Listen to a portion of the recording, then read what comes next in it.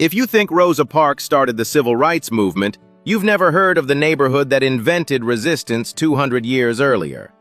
1810. While most of America was knee-deep in slavery, a plantation owner named Claude Tremé did something radical in New Orleans. He subdivided his land and sold it. Not to white folks, to free people of color.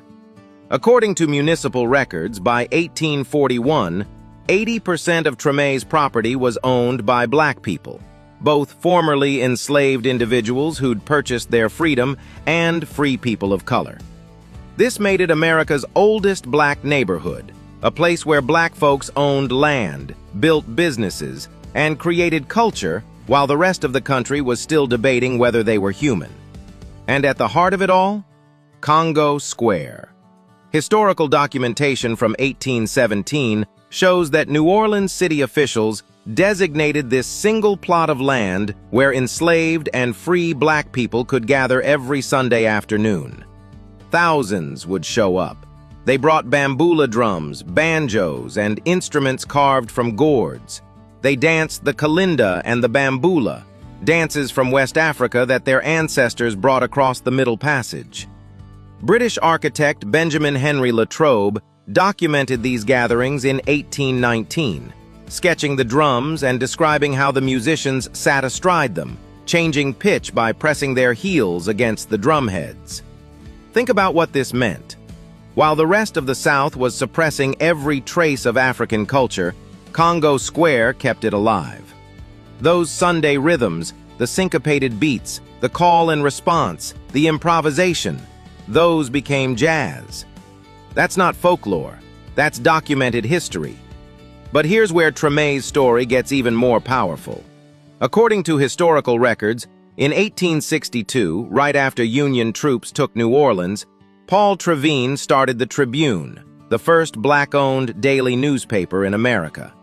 From Tremé, they didn't wait for the civil rights movement. They organized sit-ins on streetcars in the 1870s. They boycotted segregated businesses. They integrated over a dozen schools.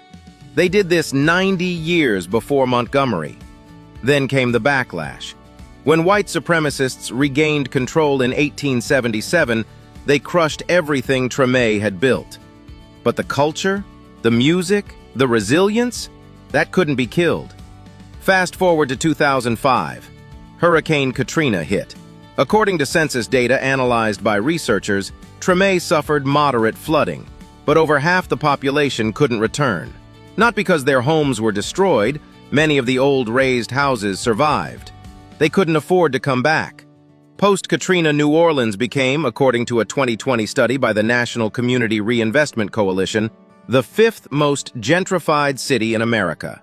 Between 2015 and 2018, research documents show Tremé experienced an 84% increase in short-term rental listings. Airbnbs now make up over 10% of available housing. Property owners discovered they could make more in 4 days of Airbnb rentals than a month's rent from actual residents. The city's black population dropped by nearly 100,000 people. Median rents jumped 33% while incomes stayed flat. But here's what they couldn't gentrify. Every Sunday, drum circles still gather in Congo Square, just like they did 200 years ago.